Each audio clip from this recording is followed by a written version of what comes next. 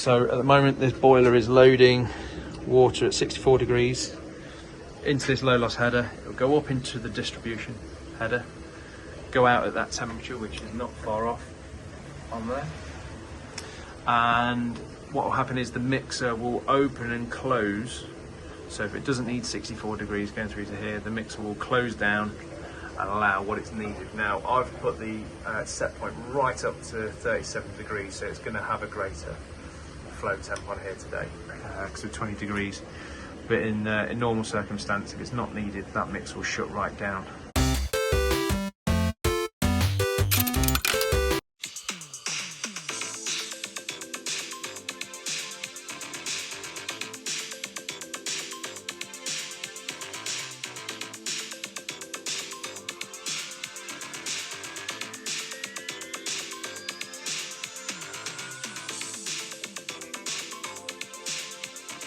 What's up guys, thanks for tuning into my latest video, The Life of a Jobbing Plumber.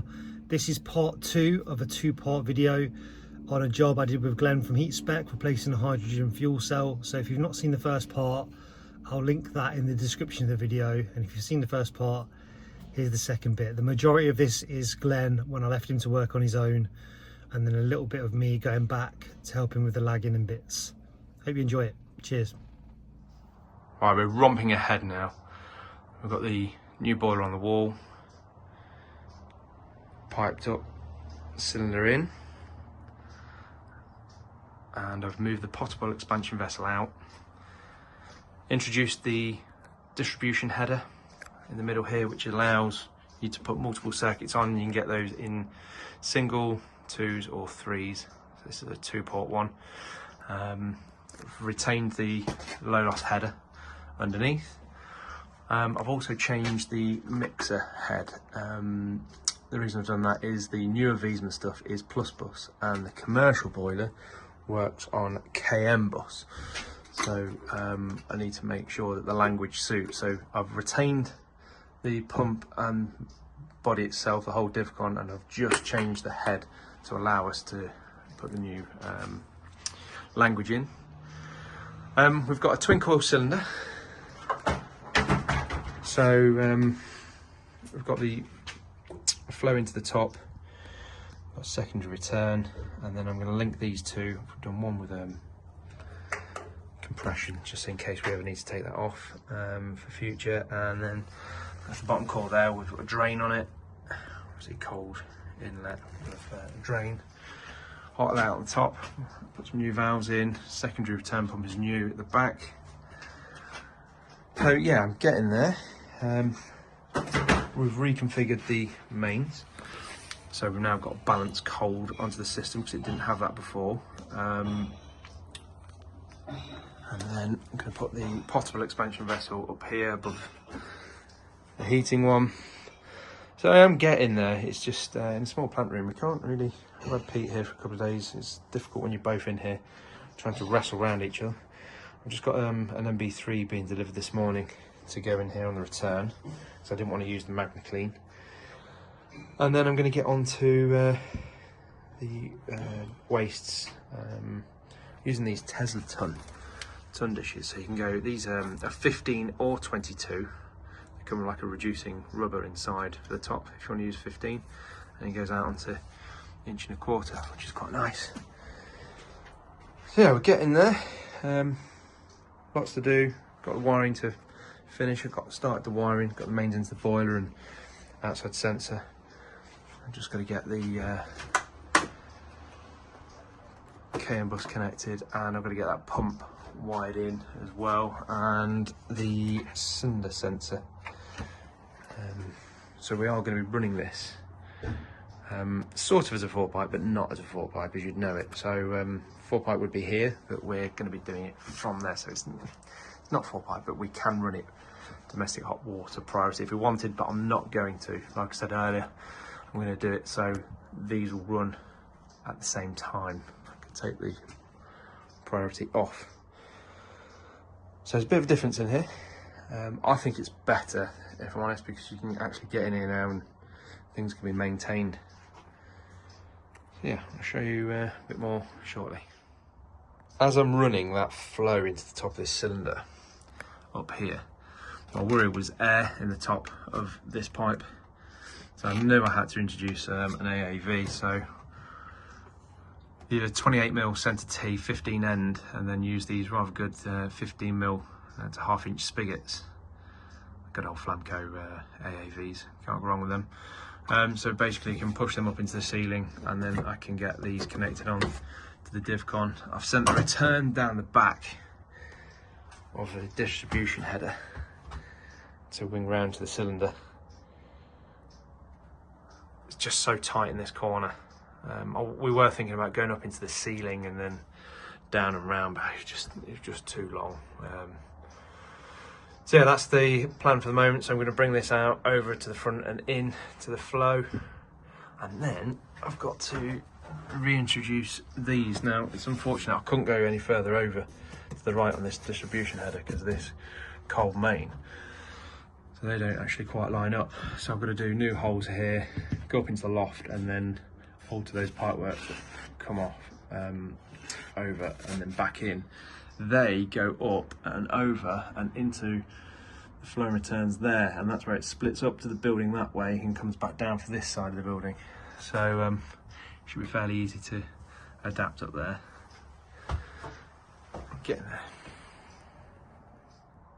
Right, I've managed to get that all connected now. So they've got the AAVs on top, pressed in, and we are connected onto the cylinder. So this is the twin coil cylinder, like I said earlier. This is the Wiesmann's commercial cylinder.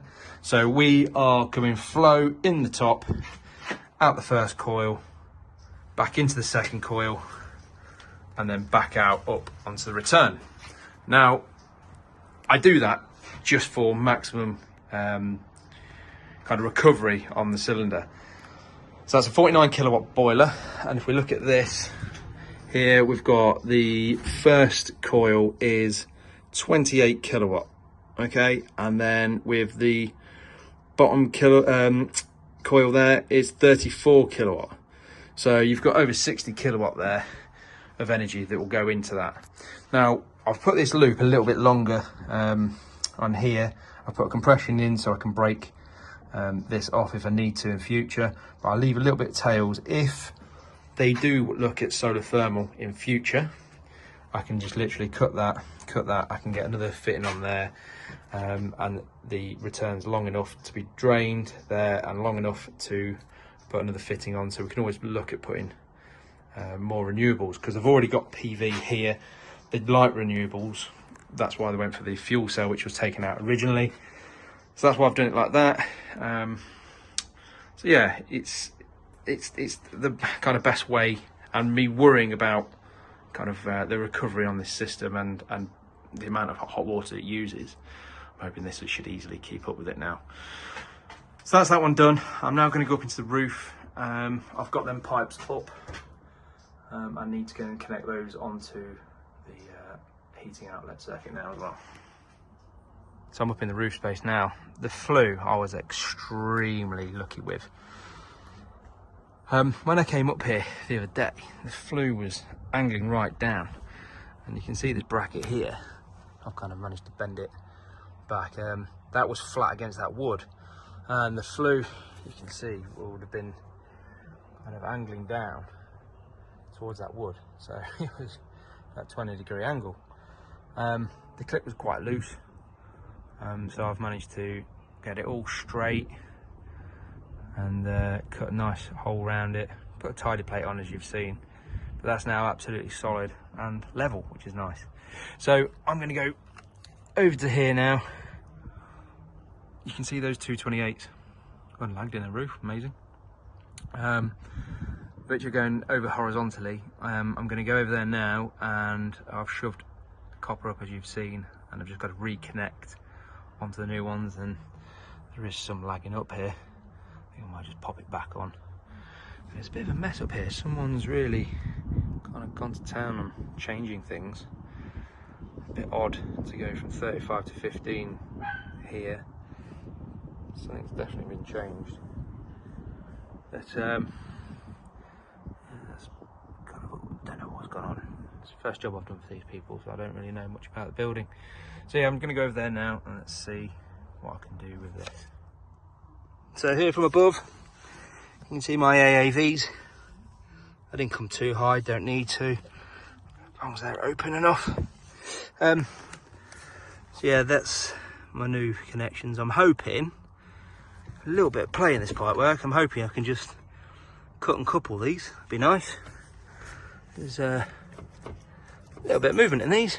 Well, that one not so much. Yeah, let's see what I can do. No such luck for me. Well, they would have done, but it would have been spragged and horrible. So, M&F 45s into 90s, cut and coupled, done. Should chuck some lagging onto this before I go back down, and that is all the roof works complete. Blue's solid. That ain't going nowhere. So yeah, let's get back down, get the wiring done, get some air into the system. Just give these AAVs a quick tweak. Yeah, pipe work in and done. Right, so I'm at the point now where all the pipe work is complete. I've got my Spirotec dirt separator in. I've done the gas tightness test, all's good. So I've just finished off the wiring, just testing things. And I've just programmed the boiler to tell it what schematic it's got, which I'll show you in a second. I'm just testing the rotation of this mixer at the moment in time. So I've got it to open, and as you can just see slowly, it's actually closing. So I need to switch the open and close around in there, which sometimes happens depending on polarity of electrics. And if I go into the coding level, we can see system scheme is number 4, which I've put it to. If you go into the book, right. So number 4, 1 heating circuit with mixer with domestic hot water. So you can choose your scheme according to what you want or what you've got. So we're at number 4 now. So it knows it's got a mixer for the heating, which we ran on weather comp, and we've got hot water. So if I go into information now, 18 degrees. So if I now set that target temp higher than 18 degrees, we've got a demand and that pump will come on. So now I'm happy with the electrics, and I can get all my times and temperatures set up. I'm going to turn the boiler off, and then I'm going to start filling up, and then I can get some heat into the building and the cylinder. So it's been a bit of a mad rush this afternoon, just try and get everything done. So everything's in now. I just want to get it all tested, make sure we're all dry, and then I can start the lagging. And once I'm happy with that, I'm going to get this condense ran round and cut in the safety valves to this waste down here. So yeah, getting there. Started up to the loft space, bit of a drip in the plant room, and although this is working nice to get rid of the air, it doesn't stop the water. A bit frustrating. So that one's working.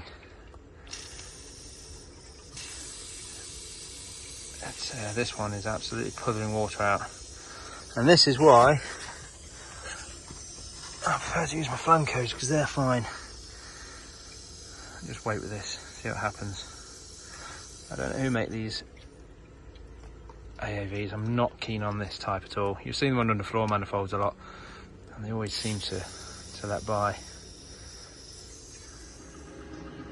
Stupidly, I only set the hot water to 30 degrees.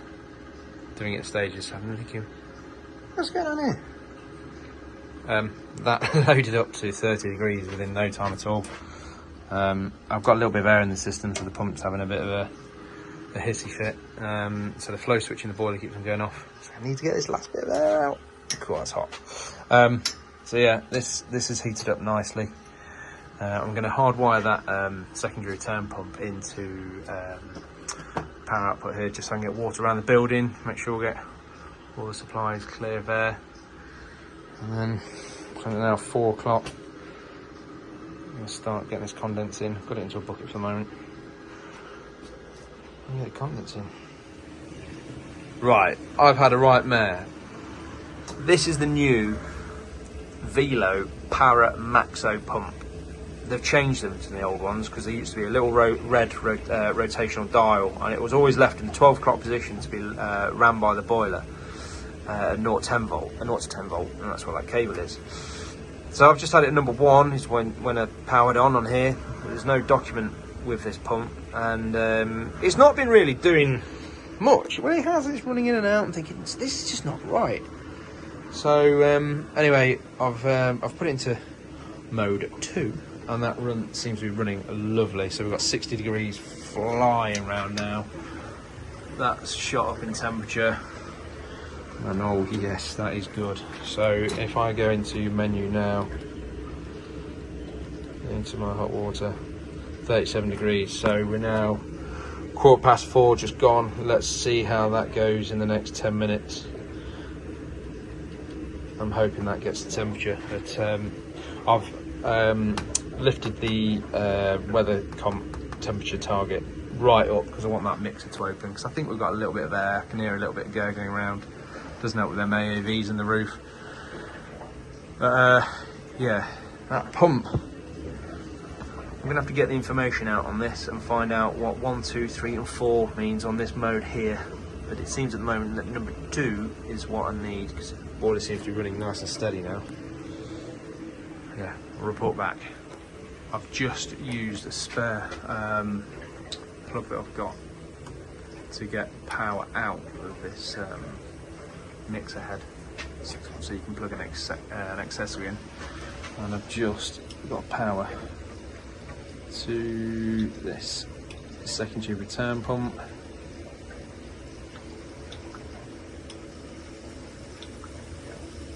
There you go. Just going to get this on full speed at the moment.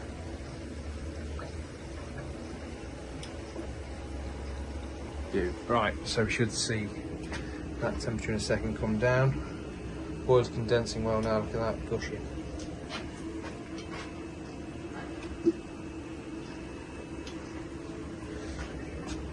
So,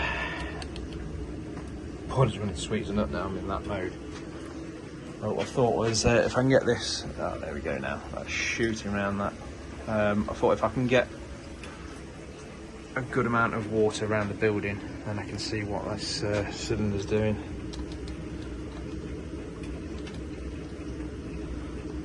Maintaining 39 degrees, that's quite good actually. So that sensor's based from here, so it's right in between the 2 coils. And that is chucking around lovely now. So if I feel that there, yeah, that's nice and warm. I don't know where the secondary return is. Look. Yeah, that's coming back warm on there as well now. It's working quite well. So what I'm doing is I'm waiting for a H1 internal extension. I used those on the previous job to run a pump after a low loss header for the heating. So what I'm going to do is the H1 internal extension goes here on the PCB. I'm going to run the cable for this back to that H1, and then I'll go into the coding and code it to domestic hot water circulator. Really good bit of kit that is, because it's so flexible what you can use it for. I've also coded off the domestic hot water priority. So as you can see at the moment, that pump is running as well as that. So at the moment this boiler is loading water at 64 degrees into this low loss header. It'll go up into the distribution header, go out at that temperature, which is not far off on there, and what will happen is the mixer will open and close. So if it doesn't need 64 degrees going through to here, the mixer will close down and allow what it's needed. Now I've put the set point right up to 37 degrees, so it's going to have a greater flow temp on here today, because of 20 degrees.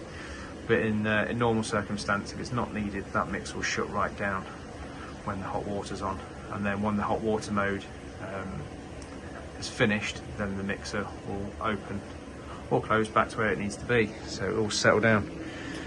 This is running beautifully now, maintaining 39 even though that's coming back. Cool, that's just coming out warm now. Beaut. Right, I'm going to go and test a few taps. Let's see where that is. Weather's awful this morning. On the way back to the job. We've both got omelette pizza, but you'll notice Glenn's looks nice than mine because Glenn's got cheese on it. doubt he'd eat it without cheese, and mine's just got chicken, tomato, and egg, and then obviously the base is a flatbread. How is it, mate? Yeah, really nice. Fat chicken's good. I like it. Extra protein. Oh, much needed.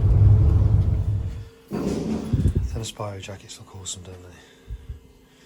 So all we've got left to do is lag the pipes. Glenn's done everything else, it's all working. We've got to wire in the secondary return pump, which, what did you just call this? Internal H1 extension. So this is going to be added into the boiler PCB, and it allows us to add an external pump for the secondary return. So Glenn's just going to do that. What else have we got to do? We've got to just investigate that secondary return. Oh yes, we've got an issue with the secondary return. We think someone has either altered it or cut it somewhere, because we don't think it's working, so we've got to investigate that. But first we're going to get this pump wired in properly, and then once we've worked out the secondary return, I'm going to start lagging it. But pretty much everything else is done. Just got to connect that. Oh yeah, even though that's not working, I want to connect it. Connect the ton dish off the microfill. So being engineers, overcome a slight issue. So this was meant to fit this side, but the lead, this lead here to plug into the board, wasn't long enough to reach all the way over there. So just shaved a bit of the plastic off and wedged it in there, and then that made this one not long enough to reach that plug there, but we're just gonna extend it. We couldn't extend that one because it's these real thin cables and stuff, so that's what we're doing. Just going to go over there. Glenn's just going to do that now, and I'm going to start lagging it. So after about an hour perched on that stool like a gnome, I've got the lagging done. Doesn't look too bad. I've just done the bits of pipework that we've fitted. I've not done any of the existing, purely for the fact that we didn't bring enough lagging for that. Yeah, it looks good. So what's left to do? We've got a little folder for all the documents, very professional, to go on the wall. Got these, sorted the secondary return out. What was up with the secondary return? There was a valve that was partially closed down the bottom end. Yeah. So I've done that and it whipped through. I think there was a lot of air actually in the secondary return because it wasn't man enough, I think, before. So good old purge. It seems to have done it.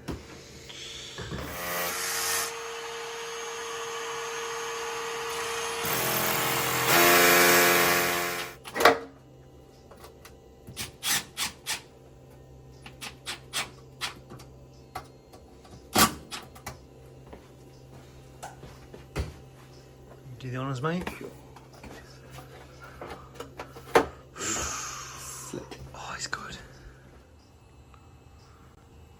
We're done. See you on the next one, guys.